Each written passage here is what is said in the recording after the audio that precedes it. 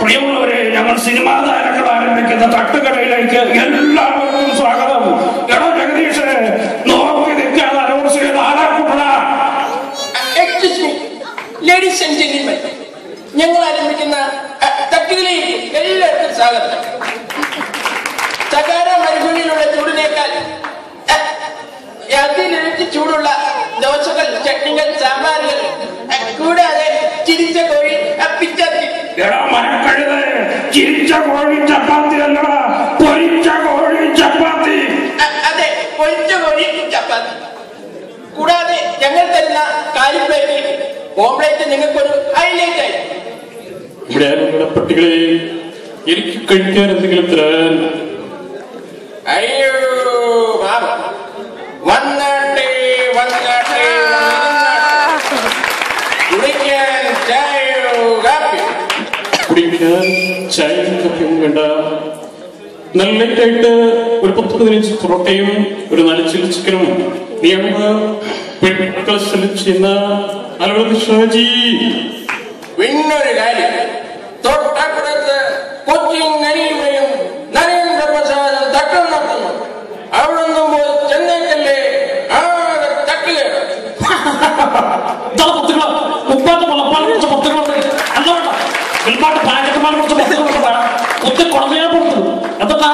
ഞാൻ പൊട്ടിക്കറുണ്ടാക്കി തന്നു.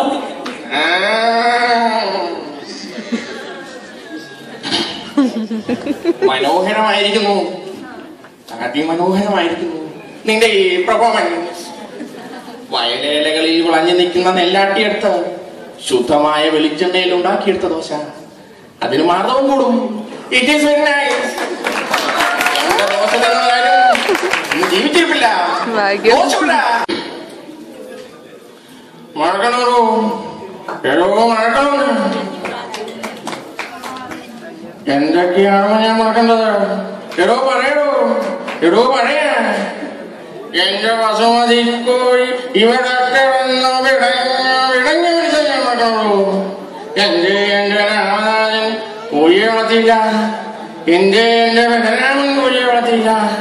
നീ പറഞ്ഞത് നേരാണെങ്കിൽ ഈ 500 കഴിക്കുന്നത് ഡബിളും ഉണ്ടായിട്ടാണ്. ഇനി നീ പറഞ്ഞത് നുണയാണെങ്കിലോ ഈ 500 കഴിക്കുന്നത് പശിങ്കട ഉണ്ടായിട്ടാണ്. അല്ല പിള്ള സാർ ഇങ്ങനെയൊക്കെ പറഞ്ഞാൽ ചുറ്റി പോത്തില്ല. ഈ തട്ടുകട ഞാനാ നടത്തുന്നെങ്കിൽ അരി ഞാൻ കുഴയ്ക്കും, മാവ് ഞാൻ അരയ്ക്കും, ദോശ ഞാൻ ചുടും, സമ്മന്തി ഞാൻ അരയ്ക്കും. പിന്നെ ഈ തട്ടുകട തള്ളിക്കൊണ്ടത് വിൽക്കുകയും ചെയ്യും. അങ്ങനെ പറഞ്ഞാൽ തന്തം ഇതെല്ലാം കൂടെ കൊണ്ട തിന്നുകയും ചെയ്യും.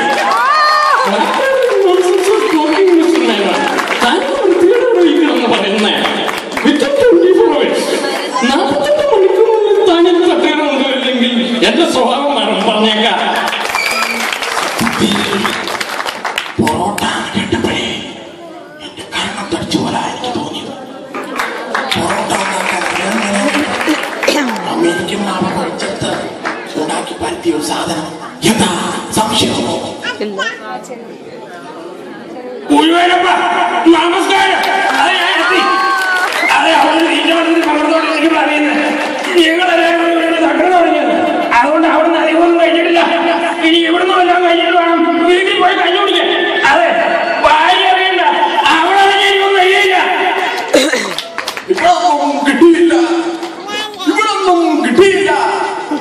എനിക്ക് വിശക്കുന്നു, മനുഷ്യനെ പോലെ വിശക്കുന്നു. താനെന്താണോ തലയും പാലില്ല സംസാരിക്കുന്നേ? വിശക്കുന്നവനാണ് ആഹാരം വേണ്ടേ, അല്ലാതെ വയറ് വീർത്തവനല്ല.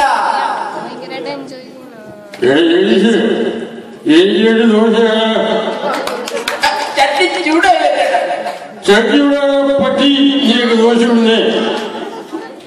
പണ്ട് മൂട്ടയിലുള്ള അഗ്നി കൊണ്ട് ഞാൻ കോഴി വളർത്തി. അത് വളഞ്ഞ് കഴിഞ്ഞപ്പോഴാണ് അറിഞ്ഞ് അതൊരു പൂവൻ കോഴിയായിരുന്നു. അന്ന് ഈ മുട്ടയിലുള്ള അഗ്രം ഞാൻ ഈ മുട്ടയിലും സുരേഷ് ഗോവിന്ദ മുട്ട കോഴി കഴിക്കുന്നത്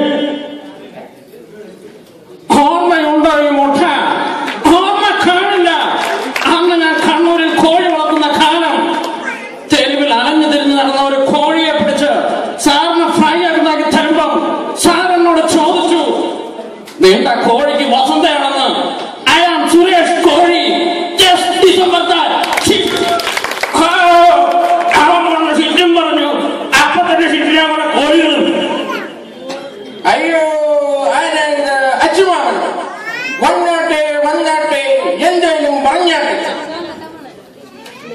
വളരെ ശക്തിതവും വ്യക്തവുമായ രീതിയിൽ പറയുകയാണെങ്കിൽ ഇന്നിവിടെ നടന്ന പ്രോഗ്രാമുകളെല്ലാം വളരെ ഗംഭീരമായിരിക്കുന്നു.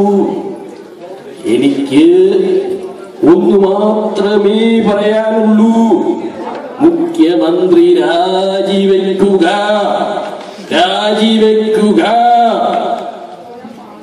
മദ്യനിരോധനമല്ല, മദ്യവർജനമാണ് വേണ്ടത്. നമസ്കാരം.